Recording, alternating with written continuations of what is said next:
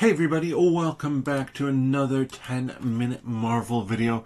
I'm continuing on my Agatha All Along talk, and I want to talk comic parallels, or lack thereof, because this, again, is very unique from the comics, but there is one element that I really want to talk about that isn't a parallel, but kind of is a parallel. And even with The Witch's Road is a parallel with that storyline in the comics. So, in the comics, the Witch's Road storyline is a Scarlet Witch comic where the Scarlet Witch, with her ghost familiar companion of Agatha Harkness, travel the Witch's Road. She is going to find and trying to find out like the true history and of her mother and of the Scarlet Witch, which is an interesting comic and story in and of itself. But the idea of the Witch's Road is that it's real. This is something that witches can access. It's just very dangerous. And she makes it to the end, finds the information that she wants, and Agatha gets a body back. So she goes back, or she goes from being a ghost to being alive again. And that's where I want to kind of draw the main parallel here, because we see this kind of in reverse. We have the living Agatha, again, as the guide on the road. Obviously, having watched the show, we know that the road is not real. I'm going to do a separate video on that twist coming out today as well.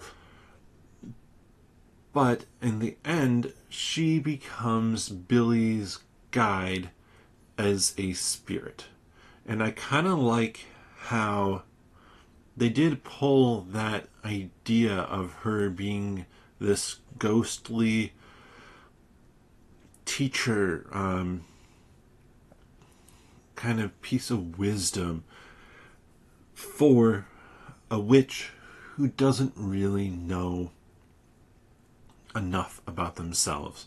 They have power, but Billy Wiccan doesn't fully understand it.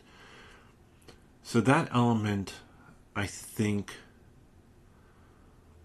it works well. It is interesting, though, how little they tie in other elements, though, as well. Jennifer Kale, fairly different character. Lilia Calderu, I will say, in the comics, if you buy the trade paperback that has the Witch's Road story in it, she's in that, and she is kind of that fortune teller type character. So they do match that up there. Jennifer Kale, I'm not as familiar with in the comics, so I don't know how many parallels they pulled there. But then with Alice Wu Gulliver, she's the one who maybe has the most in terms of parallels. She is a cop in the comics. She's a daughter of a witch who has some powers. There is the familial curse as well. So they definitely lean into some of those elements for it. And I wish we'd gotten to spend a little bit more time with her. Like, her character is a cool one in that she's like a detective in Hong Kong. So it would have been fun to see more done with her character in the future, like tying into a Shang-Chi or anything with Madripoor. I think could have been really interesting to see. But obviously, they wanted to tell a nice contained story, and part of telling that story, deaths were needed. So there's that. Another comic thing is the Salem 7.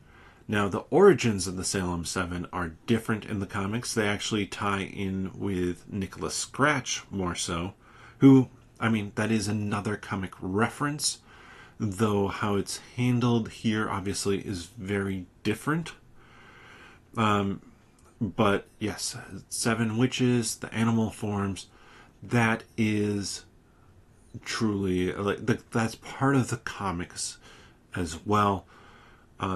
Are they're much more comic-y, let's just put it that way, in the comics, versus they did a good job of making them disturbing and disconcerting when they were on the screen. So those are just a few of the comic parallels that I kind of noticed. And I do think there's probably elements of the Children's Crusade comic as well that could potentially be pulled from for this, but it's a different origin. It's a very different origin for Billy Kaplan Wiccan than from what I know of the Children's Crusade. And I think, and I appreciate that they're trying to tell their own original and unique story for this, instead of just going purely with the comics. Obviously, where the Scarlet Witch is at this point in time, you couldn't have done that. Like, you couldn't have told that story, same story directly. So, for me, it's something that I thought they did a good job of adapting characters and settings and story elements to tell their own specific story. Are there any comic references that you've noticed that I missed in here? I'm sure that there are some elements that probably could be brought up tied to specific comics. Let me know that down in the comment section below. And if you enjoy this content, check out the other videos we have coming out today on Agatha All Along, the finale, and the series as a whole. And check out the variety of other videos that we have as well, including videos around Marvel news and rumors, comics, and Marvel trading cards. If you enjoy this content, please give the video a thumbs up and subscribe. We also have a podcast where we're going to be talking about Agatha All Along in more depth. That comes out at the start of every week.